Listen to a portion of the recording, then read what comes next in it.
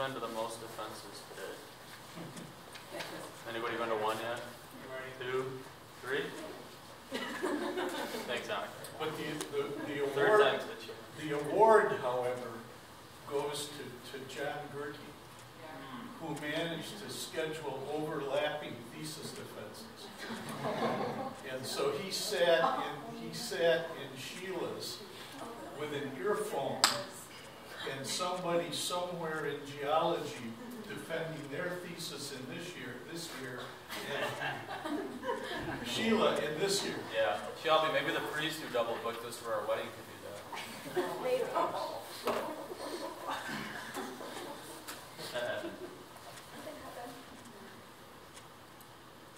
Barely handle one at a time, let alone two.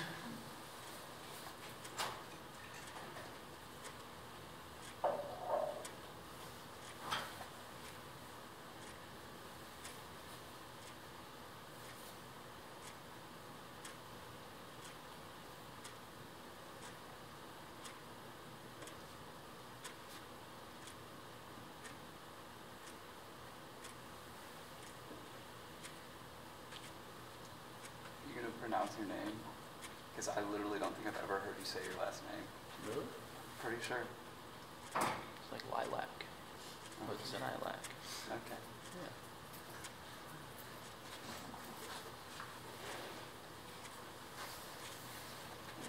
Are we 4:05 start? Hmm? Are we a 4:05 start time? 305? 3, I'm sorry. You have to be You really guys got an quick. hour? Oh, thank you. What was the name again? You always forget your name when you're nervous. Hard one to forget. So welcome to Nathan's and Alex's defense. His time with us is coming to an end. I was thinking about what I might say at the end of his tenure here. And I thought maybe what I would say is, well, you all know him, you know what I mean. You don't have to say anything. But I didn't think maybe that honored his contribution quite enough. When I look at what he's done, I think the first thing that comes to mind is embarrassment, because he has done so much, so often, and so well, that he has really surpassed what, honestly, any master's student's ever done with me. And this means on a weekly basis to sit down with a PhD and a principal from Wade Trim Engineers and running his own research meeting with those two people on a one-on-one basis and doing it satisfactorily every time. He has just done so much for us with our project in Cleveland, and I'll let him tell you about the jetpack, which others are really impressed with too. We can mention that later. So I am embarrassed about Nathan to the point that of what we've let him do. He has just done so much, and I'm embarrassed at that level. So I try to salve my conscience by saying, well, we sent him to Las Vegas, and he got to strut his stuff in front of a national audience. And he's had his boots in the water of almost every one of the Great Lakes one way or the other. He's been able to run with the big dogs every day since he's been here. And he has a job with a fine engineering firm. And the promises look good for Nathan and Shelby down the road. So, you know, he's been absolutely fabulous, and I will miss him deeply. I'm old enough now that I'm not sure I can start over again and say, well, let's get a rookie in here, and a month or two from now we'll have Nathan. If that's even possible, I don't think I'm up to the task. So thank you for everything you've done, and please tell us about the city where the river burns no more. All right, thank you, Dr. Howard. So today, I'm going to talk about the project I've been fortunate enough to be a part of for the last 2 years. It's been with the Northeast Ohio Regional Sewer District, Waker Consulting, and then a group of researchers at Michigan Tech, the Halton Great Lakes Research Center, and many others. It's a large project. There's been a lot of people involved, a lot of different tasks that have been completed and still being done. I'm going to do my best today to give you an overview of the sewer district, a history on the water quality in Cleveland, and then go over the suite of models we've developed to assist the sewer district in evaluating their current infrastructure and the water quality associated with that infrastructure, and then give you some examples of how these models we've developed and the decision-making tools we've come up with can assist them in efficiently investing their capital resources to maximize the benefits for the community in the city of Cleveland. To begin, Cleveland, Ohio, it is a Midwest Rust Belt industrial revolution kind of place. It was largely developed in the late early 1900s.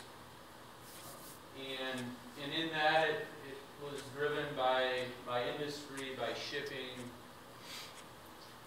And it's home to the Cuyahoga River, which received a lot of the impacts environmentally from its growing up rapidly from a fur trading town on the Cuyahoga River to an industrious, booming town full of economy and whatnot. And in the 1900s, the Cuyahoga River it became pretty famous as the river that caught on fire. And conditions were so bad down there, and the lack of federal regulations was so poor that the toxic waste, the industrious waste, the raw sewage that used to go into Lake Erie and the Cuyahoga River here, it caused the river to catch fire 12 times. And those continued as long until 1969 when the last fire occurred. However, with the dark history they have for water quality down there, they have experienced a pretty dramatic improvement in their water quality since the days of the Cuyahoga River fires. And they've invested billions of dollars in their infrastructure. Federal regulations have been constructed to help cities like Cleveland deal with the problems they've been given. And with this, you've seen a dramatic improvement in the water quality and the environment surrounding Cleveland. There's walleye in the Cuyahoga River again. It's been decades since they've seen those. They've built tunnels underground that help store wet weather flows. And they got rid of Johnny Manziel. So all in all, it's been a really good improvement from the mid-1900s, and things are continuing to look well for Cleveland. The Northeast Ohio Regional Sewer District is the service area, it's the service district that provides sewer services for the city of Cleveland and 60 communities surrounding Cleveland, Ohio. The Cuyahoga River, the river that used to catch fire, runs through the spine of the service area. And to the west, it's bordered by the Rocky River. And then to the east, it has Euclid Creek to the far east and these smaller eastern tributaries we call them. So all of these streams receive discharges from the Northeast Ohio Regional Sewer District, which ultimately go into Lake Erie. The service area operates 3 wastewater treatment plants, easterly and westerly on the top and the left here. Those discharge into Lake Erie. And then the largest plant, southerly, discharges into the Cuyahoga River. All of these plants were in operation by 1932, so they all go back quite a long ways into Cleveland's history. And they have been increased for plant capacity, and they've experienced many improvements in these years to continue to meet the needs of the city and their customers. Being an older city like Cleveland is in the Great Lakes area, it was built on a combined sewer system. This is similar to what we see in Chicago, Milwaukee, Detroit. A lot of the cities from this era and time were built on combined sewers. And the way a combined sewer works is during dry weather periods when there's no rainfall, just sanitary flows from people's houses, the sanitary flows collected in the combined sewer, and it's then carried on to the treatment plant where it can be disinfected and then discharged into a river or a lake. However, during wet weather periods, rainfall is captured by the same combined sewer that the sanitary flow is going in. And when this happens, the flows in the pipe increase, and they're again carried on to the treatment plant.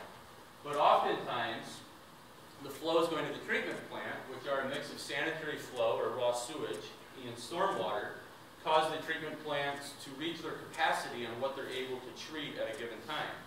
This causes the pipes to back up with this excess volume, and it's then, as they're designed to do, they discharge this mix of sanitary and stormwater into rivers and lakes. And in Cleveland, there's 126 locations where these combined sewers can overflow into rivers, into Lake Erie, along the shoreline, in people's backyards. There's an abundance of these outfalls in every neighborhood throughout the city and the communities around there. And while it is still a problem today, it's important to note that in 1972, when the sewer district was formed, the combined sewers were already in place. And at that time, they were discharging about 9 billion gallons per year out of these combined sewers. Today, after investing a few $1 billion in building a storage tunnel on Mill Creek, they've cut that down to 4.5 billion gallons. So a big improvement from where they started. But they still have a lot of ground to make up. And there's a lot of focus on these combined sewers and the impacts that they have in the community, and in particular, the beaches in Cleveland, Ohio. There's two beaches that get a lot of focus in downtown Cleveland. The first is Edgewater Beach, which lies on Lake Erie, near the mouth of the Cuyahoga River. And then you have Euclid Beach up to the east, which lies by the Easterly Treatment Plant and within our eastern trips. The reason CSOs and beaches are of such interest to one another is because CSOs, as we've discussed, carry sanitary flow or sewage, and when that's discharged into Lake Erie and the streams, that E. coli from the sewage can be washed up onto the beaches and potentially introduce harmful pathogens to those trying to enjoy their day at the beach. Daily, the Department of Health in Ohio goes out and they measure these beach concentrations of E. coli. And when they exceed 235 colony-forming units on a given day, they say that beach is unsafe for people to swim. It's a violation of the safe swimming standard. And during a beach season, you frequently see this violation occur at the beaches. At Euclid Beach in 2013, between Memorial Day and Labor Day, 54 of those days experienced an exceedance of what is considered safe for swimming. So about 1 out of 3 days during the kids' summer vacation, they can't go to the beach because there's too much E. coli. And it's often related to the combined sewers. But you don't know that till tomorrow. Right, and I'll tell you the answer on that tomorrow. Well, they don't know till tomorrow. They have a predictive model which gives them the best estimate they can have on what the conditions will be. But the culturing takes 24 hours. Right, so they count the birds, they see the wave height, is it cloudy, is it sunny, and they estimate what is it going to be like today. And then tomorrow they find out what it was really like. So you shouldn't have swam yesterday. Yes. So that's what we're trying to help them work with. Yeah. And yeah, as you can see from a few headlines here, nationally, Ohio and the city of Cleveland, they get a lot of attention for this. They have dirty little secrets about the beaches.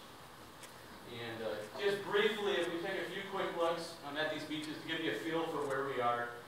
Euclid Beach, this is the one that lies east of downtown Cleveland. It is right at the mouth of Euclid Creek, which receives discharges from 3 CSOs. And then if you go downstream across the beach to the other side, you have 2 CSOs that lie right on the beach. And then you have the Easterly Treatment Plant. So anytime it rains and there's flows coming out of these CSOs, it really doesn't matter which way the currents want to go. It's a matter of time until something's going to get to Euclid Beach. How'd you get that picture? Well, I went down to Cleveland, not on a research project, and I was able to rent a jetpack. And I flew up on the jetpack. See, this is what I'm talking about. When you talk about Nathan, he's hovering at 300 feet out over Lake Erie to get that pic. No divers though, can't do divers. Edgewater Beach, now this is right downtown Cleveland. The skyscrapers are right over here, and the Cuyahoga River is going into Lake Erie.